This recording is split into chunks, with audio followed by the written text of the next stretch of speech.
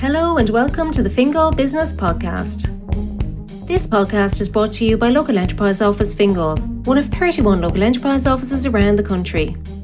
Local Enterprise Office Fingal helps local business through a wide range of practical initiatives and programs. The LEO is your first stop shop for business supports. So whether you're just starting out or an established business, Local Enterprise Office Fingal is here to help. The aim of the Fingal Business Podcast is to share quality information for small business owner managers to enable you to be more effective in running a successful enterprise. My name is Sharon Rossignuolo, and I'll be chatting to industry experts so that you can get the best advice to help you to succeed in your business. In this episode, I am delighted to be joined by Jeanne Mahony of Hope Beer as she shares the story of starting a brewery and her advice and tips on building a recognisable brand and a successful business. So Jeanne Mahony from Hope Beer, you are very, very welcome to the Fingal Business Podcast. Thank you, Sharon, and lovely to be here with you today. So I'm really excited about this one. Of course, when we think of beer and summer and particularly put hope in front of the name, especially this summer, it gives us extra joy. So tell us, what inspired you to create Hope Beer? Well, Sharon, first of all, just for people who are listening, Hope Beer is a small brewery based in Kilbarrack on the north side of Dublin, and we're about to celebrate our 5th birthday. So on June 16th, it'll be 5 years since we brewed our first beer.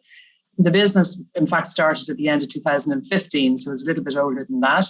But to be honest, the inspirations for that business go back many, many years. One of my co-founders and my husband, Wim de Jong, is a Dutchman. I lived in Holland for 8 or 9 years. Together, we moved to Switzerland with the young family for another 4 or 5 years. So I spent a lot of my 20s and 30s on the continent.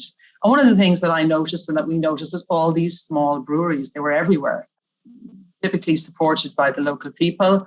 Lots of small villages and towns would have a number of breweries. And when I left Ireland, that was simply not the case here. The whole craft brewing scene in Ireland hadn't started then. So we were struck with that. A town we lived in Switzerland called Burgdorf. It was a very small rural area. They had a small brewery, but all the locals were shareholders. And this was well before Brewdog and crowdfunding. Mm-hmm. And we were really struck with this as a business idea. And when we came back to live in Ireland, I suppose we took that idea with us, but the timing just wasn't right. And, you know, in thinking about looking back over the journey of the business, I think timing is such an important word for people who are starting out.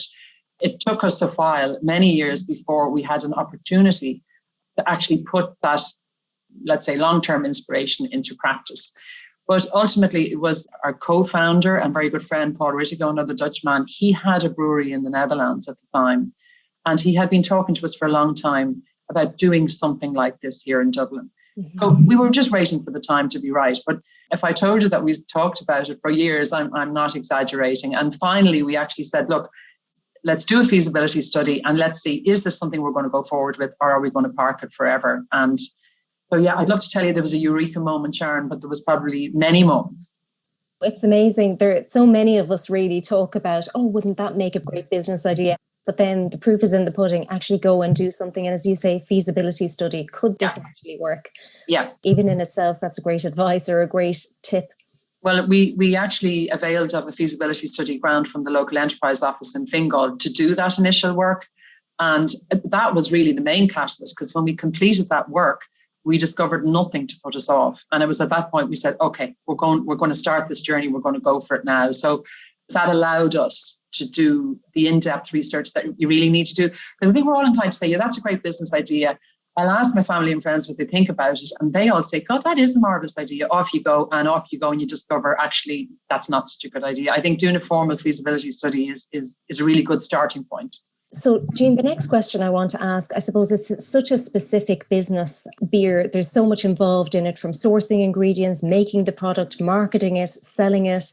It's not for the faint-hearted. So in those early days, what were the main areas you focused on to get the business off the ground? We're a team, so we all bring slightly different strengths to the table. So we all have a business or a commercial background. But myself and Des McSwiggan, one of my partners, would be much more focused on sales and marketing, let's say, whereas Wim is the numbers man and he's much more focused on the finances. So while I am going to tell you now, Sharon, that we focused on products and marketing and our brand, if Wim was here, he'd say, I didn't realize any of that was going on. I was focused on cash flow. Did we have enough money to pay the bills? Were we making sure that we were getting paid on time? He used to say to Des and I, we'd come in with a great sale, that we had just opened a new account, and he'd say to us, until the bill is paid, that's actually a gift you've given those people. So there was, we were very lucky that there was a group of us with different strengths when we started out. We didn't really realize that until we got going. But I would say our focus, first of all, was on the product. And I think anyone in the food and drink space, particularly in Ireland at the moment, because there's so many wonderful products out there, if you don't have a damn good product, you're wasting your time, because consumers are very savvy. They know if something is good quality. So we were very focused on the product. But you'll appreciate, to build a brewery from scratch is a very capital intensive activity, but it's also a time consuming activity. So for the first 9 or 10 months of Hope Beer, we actually used another brewery to brew our product for us. And that's quite a common thing in our industry. They refer to it as BIPSI brewing or contract brewing. So we got 3 products out on the market immediately while we were waiting the 9 or 10 months to actually physically get our premises, knock down our walls, put in our floors, install our brewery and all that stuff. So that actually worked very much in our favor, because it meant we had something to sell. So we had to develop our brand. We had to develop our packaging. We had to go out into the market and cold call and say, hi, here we are, and we make great beer, or we have a great beer, and we have a great product. Would you like to buy it? And of course, anyone who's done cold calling will know it's the best way to learn, because it's only when you eyeball a fella that you actually realize whether they really like your product, or they might say, you know what, that's not the product I'm after, but maybe if you tweak it this way or that way.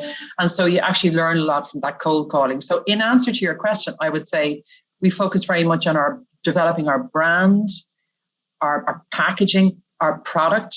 So by the time we got to brew at Hope Junction, in actual fact, we had done a lot of refinements of the initial liquid.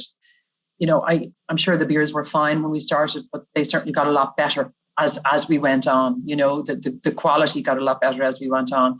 But then also that cash flow piece, I think that's such an important thing. We have grown our business out of cash flow. Now, we've also benefited from support from Fingal Local Enterprise Office.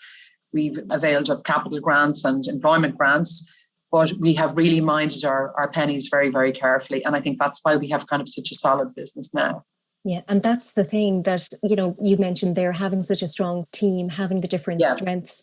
And that's the difficulty, particularly when someone is starting out on their own, that they don't have that luxury of having different people. And you do need to bring them in, whether it's a good accountant, whether it's a good marketeer, whatever it is, and have them as part of your team, create the team. 100%. I think a lot of people who start businesses, they start on their own, or maybe with a buddy with a very similar skill base.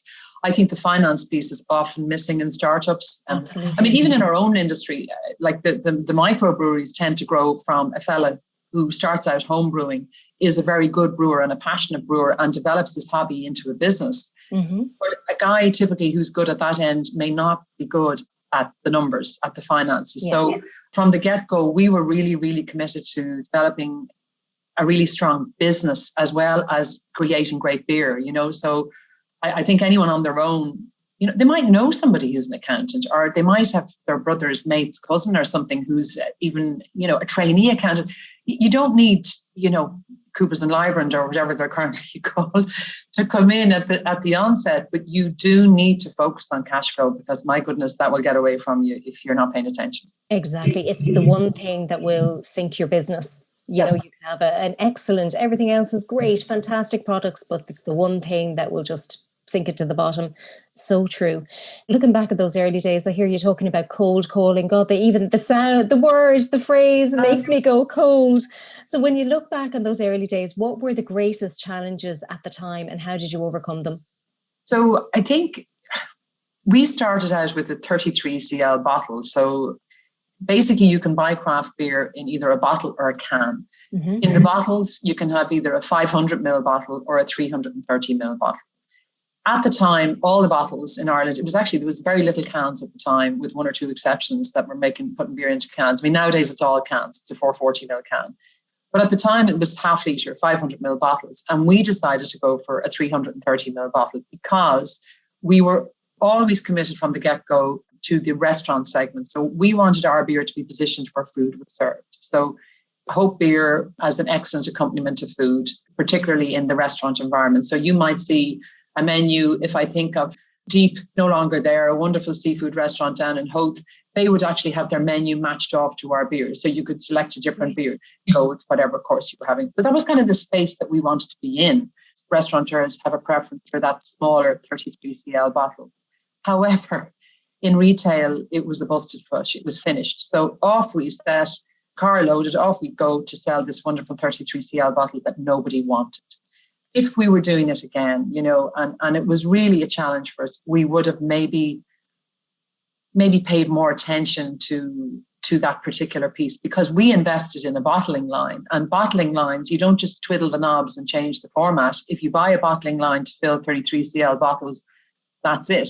You can't just decide then next week they're going to be 500 ml bottles. It doesn't work like that. It's a separate line. It's a separate investment. So, that was a huge challenge for us, the packaging format. And actually, we struggled with that for a long time. So that was one thing. The other thing was we didn't have a distributor, and we probably didn't try hard enough to get a distributor. We kind of thought, I think we were probably very naive. I don't know what we thought looking back, but I think we just thought, let's make it and get it out there. We were doing mostly our own distribution, our own sales, our own deliveries. And, that was very, very challenging at the start.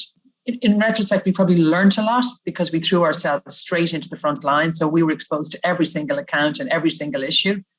And now that we have a really good distributor at the moment, Northeast, but because we've gone through it all ourselves, I think we've a much greater appreciation of, the job of work they have to sell our brand now as well. But yeah, there are definitely two things that stand out, Sharon: the lack of a distributor and that packaging format. For the startups or the wannabe startups out there, I would say, that piece is very important. If you're going to sell a product, make sure it's in a format that people want to buy it in. That's maybe an obvious thing, but not really, because when you're starting out, I think you're all about the product. And as you said, you may be family and friends and it's all working fine. But then further on, there's, thinking big, looking at the bigger picture, and perhaps going back to what you were saying with women, the numbers, etc. Okay, realistically, is this going to be feasible in 6, 9, 12 months? What's going to make the money for us? What's going to keep the cash flowing? So really excellent points and excellent advice. So you mentioned before, Jeanne, you had a whole experience, obviously, before Hope Pure. All of you did. Yeah. So what skills, and in particular, I suppose, people who start out in business, they often come from different backgrounds and they don't have necessarily the business skill, but they do have strengths that they can adapt. So what skills or strengths were of benefit to you in those early days? And what skills have you worked hard on to develop as the business has grown? I think the three of us that are here running the business in Dublin all have a commercial background. Okay, so we all have MBAs, which are well past their sell-by date by now. I can tell you they're gathering dust. But we did have that education background, let's say. The three of us had a lot of experience in business. So I had my own business development company, a small consultancy in Holland in the early 1990s. Wim has run some pretty big companies throughout Europe in his earlier career. And Des also had a very strong commercial background. So the business bit, if you like, and understanding the strands within the business, from finance to marketing, even to HR, and we're a very small team, but you still need to have happy employees. So all those pieces and how they fitted together, strategic thinking, if you like, planning, we have that experience. And I think that has actually really helped us. Even things like, payments, we would be very conscious about paying our suppliers on time, because we want to build a reputation as being a solid business that pays people on time. Small things like that. We would have had that kind of experience in our previous lives. But I can tell you the big missing thing that we've had to work so hard on, and that was the marketing piece. So, as you know, we are a kind of, somebody referred to us once, many years ago, shortly after we'd started the business. It was actually a student from UCD who came in to do some work experience. And he said, yeah, Jeanne, he said, we refer to you as like a silver startup, i.e. because we're all old. I heard the term before, this silver startup, but let's face it, we all in our 50s are not typical of the kind of the startup scene in Ireland or anywhere probably. And there are advantages to that. And that business experience that I just mentioned is a key advantage. But the disadvantage, of course, was the whole digital marketing world. So the last time we wore marketing hats, I mean, we didn't even have mobile phones, so we really had to get going on that piece. So I did, the Local Enterprise Office does a diploma in digital marketing, which I did, and various other courses in that space, from Facebook marketing to, Twitter to, all those wonderful things that, who's the trainer that you have in the Local Enterprise Office? Noel Davidson. Noel did a lot of those courses and various other guest teachers. And again, I don't want to be overly kind of pushing the Local Enterprise Office, but the quality of the teachers that come into those courses is excellent. You just won't get better teachers. The cost of the courses is heavily subsidized. I would really, really recommend people get out there and do as many courses as you can. But, having said that, Sharon, digital marketing does not come naturally to any of us in the team. And I think the marketing of our brand suffered because of that. And we have upskilled. I have really, really tried hard with to get as much skill on board as I can. But, when I look at the young people now, like people in their 20s and 30s, new brands starting out, how they market those brands, it comes naturally to them. So since last year, we have now got a part-time marketing manager. And I can tell you that has made a massive change to us. Stuff is getting done. Our social media channels are minded and nurtured a lot better than they were when I was doing it. And that was certainly a big gap for us and something that we had to work hard to improve on. But yeah, the courses are out there for people. So exactly. And I think in particular as well, as you said, the Leo Fingal courses in particular, they are excellent. I would often say this to people, that perhaps they expect, because they don't cost much, maybe they're not good quality. Actually, as you said, they're heavily, heavily subsidized. These are high-class consultants, high-class trainers who are coming in. It's the same knowledge that you will get in another course where you might have to spend over $1,000. And I know that 100%. Because I've done both types. 100%. The quality of the instructors. I have never been to a Local Enterprise Office course, and I have been to many of them and not come away thinking, God, that was really a day well spent or an afternoon well spent. And by the way, they're also great networking opportunities. You're going to sit in a room with other small business owners, and it's amazing what can spring out of those little rooms upstairs in the Fingal office in Swords, and you just don't know the connections that you might make. So that's a real recommendation. Yeah, 100%. And even just that sense of network as well, that you're all in it together and moving forward, it gives that momentum. And it's always good to keep in touch with people, because you never know how things are going to land. So that leads me nicely to my next question. How important has networking and the local community been as you've worked to grow the brand? Yeah, I did a lot of networking in the beginning, Sharon. I'd say for the first 3 years of the business, I really tried hard and got involved in a lot of events and courses, but it is actually very time consuming. And I find that I used to do a lot of it at the beginning, and the lads did a certain amount of it, but you're working damn hard on building the business. And our business is not a Monday to Friday, 9 to 5. We would do a lot of weekend events, obviously not during COVID, but please God, they're all going to come back now very soon. You could be working Monday to Friday, and then you could be doing a beer festival at the weekend, or you could be doing an in-store tasting, or we also do brewery tours. I could be hosting a brewery tour on a Saturday afternoon. So in the beginning, you go at it hell for leather, and it's a 24/7 occupation. And, and that's as it should be, because I have to be honest, if anyone thinks they're going to build a business while sitting looking at the telly and their feet up, that ain't going to happen. So I think, you've got to do that, certainly for the first few years. And it was really important at the start, I would say. Whereas now I feel we maybe don't devote as much time to it, and maybe we should, but I think we just, the nature of the beast, you kind of run out of energy. You run out, you're trying to focus your energies into where you feel, the demand is, let's say. So in answer to your question, I would say networking is really important when you're starting out, and stay at it for as long as you can. But I suppose we just don't do as much of it now as we used to. Just on the local thing. And it's really a pertinent thing for our industry, because craft beer and the concept of craft beer is all about local. In the United States, where craft beer has a 30% market penetration, unlike here where it's 2%. In the United States, no matter where you travel in the States, there's going to be the local brewery. There could be a few local breweries, and all the local people will drink there, unless, there's a particular reason why, there's a problem. But by and large, they will all go, they'll support their local brewery. There'll normally be food, there'll be a tap room, etc. So that local idea is something that's very much intertwined with the whole craft beer market.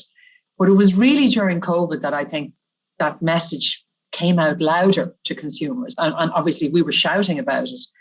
But we really noticed it during COVID that people were trying really hard. Even we have an online shop, so at hopebeer.ie, although you can't buy beer, you can buy great glasses and T-shirts, hats, lots of cool merchandise. People were buying stuff on the shop, supporting us in that way, as well as going down to the local off license and buying the beers. But I think that local brewery, supported by the local community, that's a really important aspect of our business. And, our brand, certainly in North County Dublin, our brand would be very, very strong. Now, on the south side, on the other hand, lots of people, I'm sure, have the narrative of us, and outside Dublin is even patchier. But in our own backyard, which is North Dublin, we enjoy huge support, and we're extremely grateful for that. We certainly don't take it for granted. Yes. And, towards the end of last year and even continually, both Local Enterprise Office and Enterprise Ireland were driving that message home. Look for local, what's local to you. And interestingly, the first time I came across Hope Beer, my husband used to work in PayPal, and he arrived home with a box of 3 bottles. And he was so proud. He said, look what I got here today. This is brewed in Dublin. And it actually sat on our hearth. It was around Christmas time. So it sat on the hearth. He was waiting for the special night when he'd open it up, get it in the fridge the day before. But the main thing was, it was cool, it was local, it was craft beer, it was different, and it does make a difference. You love to support local, and I'm delighted that it is a brand that's recognised and known in North Dublin, and certainly we want to get it out. We want the whole of Ireland to know about it. The other thing that we also noticed, and it's worth saying, is we are all Northsiders. So I'm from Malahide and born and reared. Des is from Portmarnock, born and reared. And I know him as a Dutchman. He was actually born in the Rotunda, but that's another story. But because we're all from this area, when we started, it was easier for us to call on, for example, local pubs who, where we were known, or local off licenses where we were known. So for people starting out, don't look too far away from your own backyard. There might be a local community that are perfect customers for your product or your service, and then at least you're tapping into those existing relationships, because at the end of the day,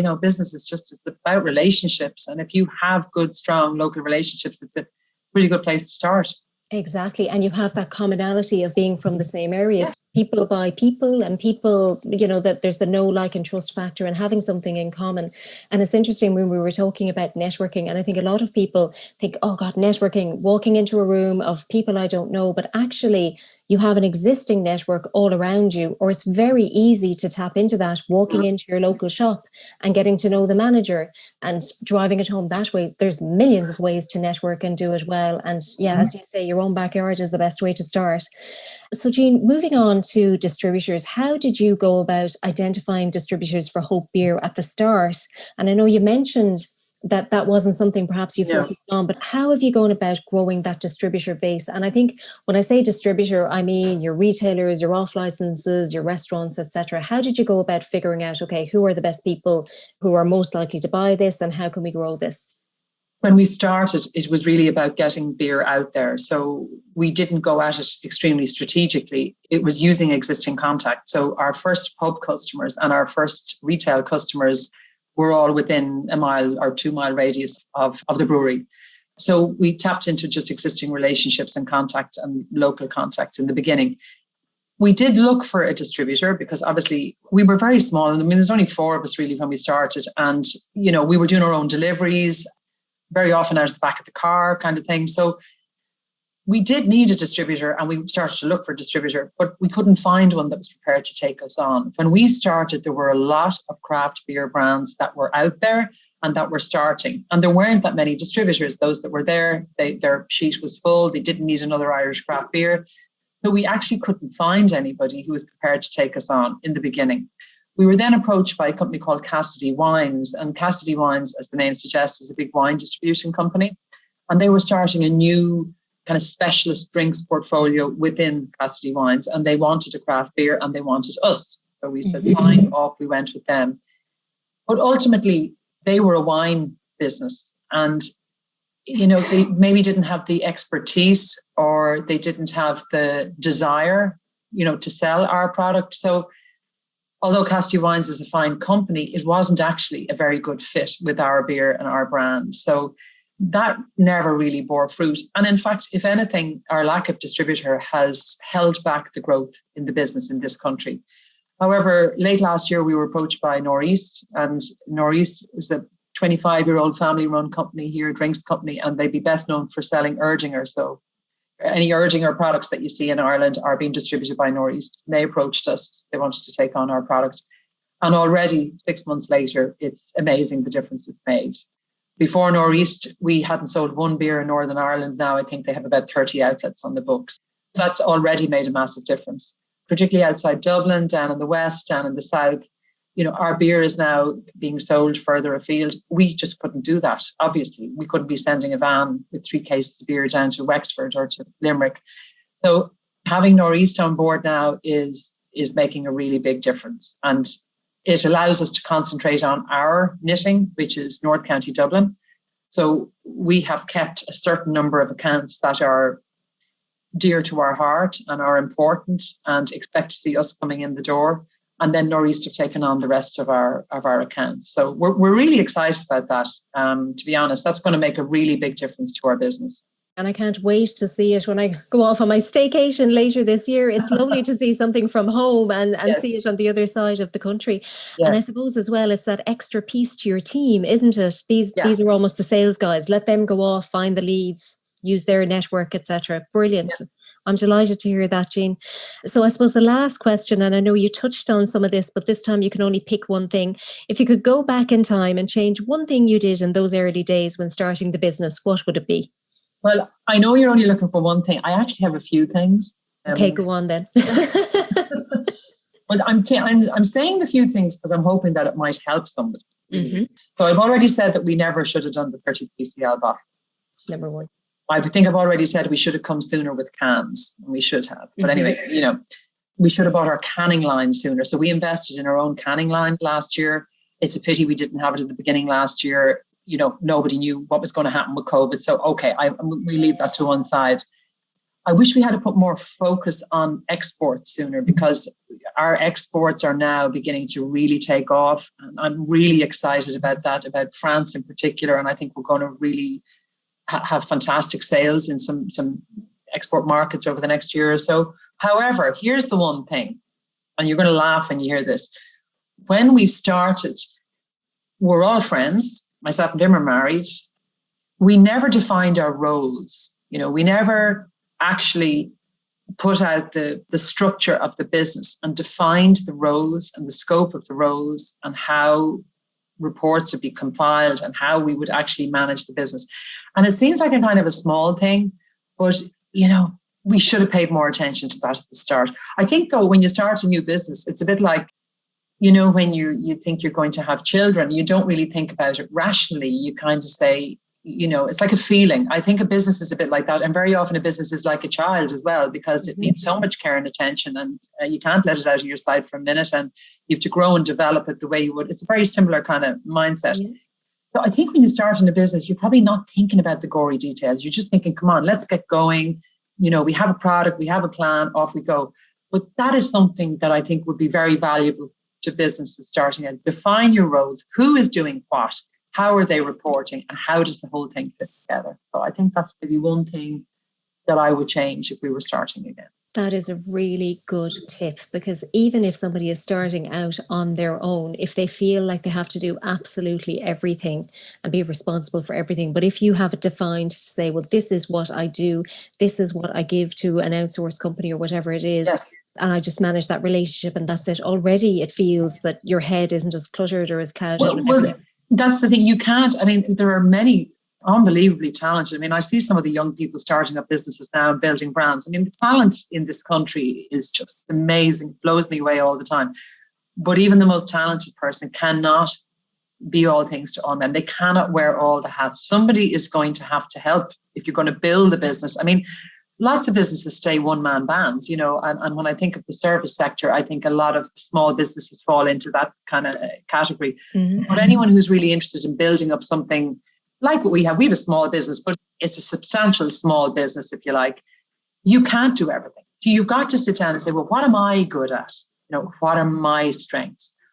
what am I going to be in charge of and where are the gaps? Because if I already know that I hate balance sheets and I hate, payments and all that, well, okay, that's fine. But then I need help with it and I better find help soon.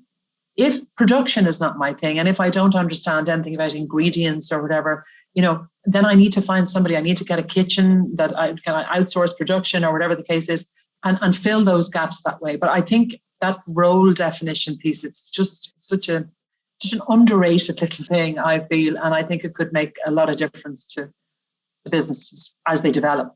Jeanne, I have to say I've recorded quite a few of these and that's the first time that's come up and I'm delighted that it's something different and something new, but something, as you said, that's so important. Yeah. But I think throughout this interview, Jeanne, you've just demonstrated from the roots up, from that little seed, from acorns come great things, great oaks, and certainly the case in Hope Beer. We're so proud to have you in Fingal. It's great to have that local brewery, that local feel right here in the heart of our county. So thank you for joining me today, Jeanne Mahony, Hope Beer. Thank you.